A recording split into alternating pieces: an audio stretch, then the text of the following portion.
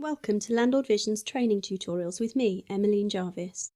In this tutorial, we'll be looking at how to add new income and expense categories in Landlord Vision.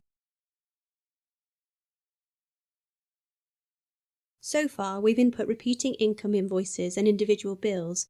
However, there may get to a point where the list of income and expense categories that we've set up for you doesn't include something you now need. So head up to Portfolio and click on the cog icon to get to the settings that sit behind each portfolio. To add a new income or expense category, click on the plus icon in the top corner. Give your new category a name and description.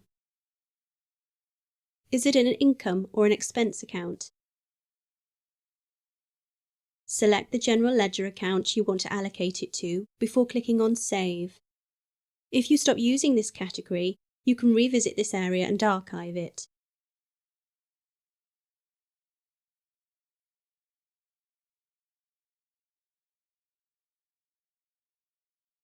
In the next video, I'll be uploading scanned receipts. See you next time.